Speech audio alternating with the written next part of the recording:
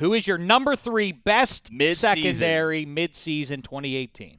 You know, this is going to be a shock for most people. So based on how I do this, it's not so much going to be on paper like, oh, we have 2 Pro Bowl corners and a Pro Bowl safety. It's going to be pretty much production. And so for me at number 3, it's going to be the Browns, the Cleveland Browns. I figured those were the Browns you were talking about, the ones from Cleveland. The Cleveland. Yeah. Well, just wanted to be clear. You know, right now they're second. They're I think third to last at 20th, whatever, and giving up yards. So people are like, well, how can you be the best secondary when you're giving up all these yards?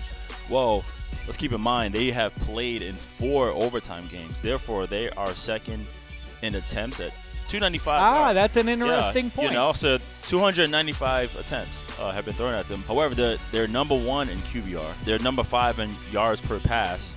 They're, I think, tied in getting interceptions. So they're getting it done, and I think they're giving up only like 58 or 59 completion percentage to the quarterback. So despite an injury, the Browns secondary checks out as on the rise. Based on production, yeah. Well, and they are tied for picks with 11. So if people want picks, they got picks. Well, in the 21st century, we talk about it all the time. It's more about making a couple of plays and taking the ball away more than it is completely shutting it down. Who you got at number 2? Number 2, I'm going to go with the Baltimore Ravens. I like them just overall, just as a savvy veteran group, just in the back end with Tony Jefferson and Eric Weddle. I mean, that's who leads the forefront for them, you know. And also, they have a savvy corner in Brandon Carr, who's been playing well also. I mean, they're up there in, I think they're second in TDs allowed. Once again, they're tied with yards per pass and giving up yards total. Well, based on your calculations here, poor Bengals, poor Steelers having to go up against those 2 secondaries. All right, that brings us to number 1. Best secondary so far in 2018. Mid-season. Yeah. And still, it's the Jaguars. I'm surprised by this. Why are you surprised? Jaguars. Yeah. I don't know, because have you seen them play lately? I've seen the secondary play, yeah. Okay. The team as a whole, right. But the secondary, even on paper, they are as advertised, and they're still getting it done. Right now, they're number 1 in TDs allowed. They're number 2 in yards allowed. They're number 2 in yards per pass, and I think number 3 in completion percentage. So they're still getting it done on the back end, but it's really hard when your quarterback is leading the league in turnovers. You're on the field a lot. It is unfair to make them the primary culprits when Blake Bortles is playing the way he is. All right, that's your glass half full. Now to the glass half empty. The 3rd worst secondary in all the NFL. They said when you get into this business, you got to be critical of your teammates and your friends. That's it. That's what you have to do, Will Blackman. Come on. I got to do it, guys. In midseason right now, it's the New Orleans Saints. That's a weird one, too. What doesn't make sense to me about that? Because I'm a pedigree snob. They seem to have the talent back there. Why is it not adding up to success? I have no idea about that. Why it's not adding up. I mean, right off the bat with Ryan Fitzpatrick going over 400 yards, you know, they've just been giving up a lot of yards. However, what's been saving them is that they can score points as well. What about Eli Apple? Does he fix this?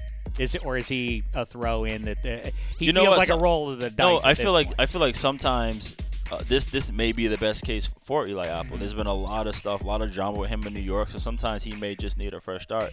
I look at somebody like David Amerson, who was on the Redskins, and you know they were over it and tired of him. Then he goes to Oakland, he plays out of his mind, he gets a new contract in Oakland. So I think maybe coming over here, and he has a couple of his teammates, you know, from Ohio State, and Mike Thomas, and the corner as well, and the safety. There are a lot of Buckeyes. That's right. Yeah, that's right. Yeah. Yep. And get him right. Yeah. So I think change is good in this case.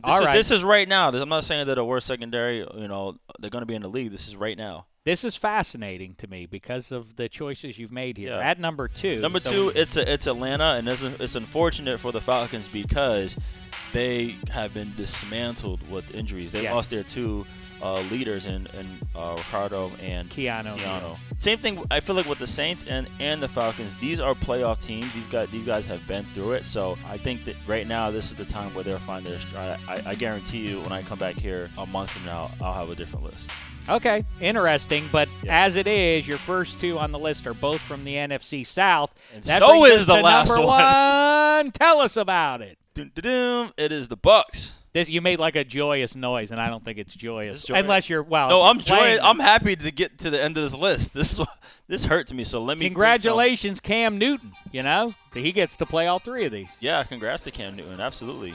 Yeah, it's the Bucs, and they just dealt with once again tons of injuries. Didn't make any significant improvements in the offseason, and it shows, you know. And then obviously they got rid of their coordinator because they haven't been getting it done. I think they're giving up 75% in completion. Everyone in the league right now. Well, a change is needed, not just in uniform, but that wouldn't be a bad place to start. I look at the Falcons and the Bucs. Like, you got to get veteran DBs back there just to hold everything together.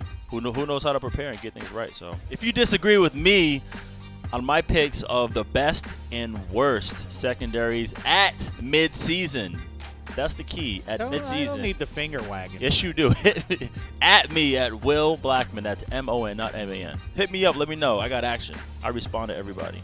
And listen to the Dave Dameshek football program twice a week, available on Apple Podcasts or wherever you find your favorite podcasts.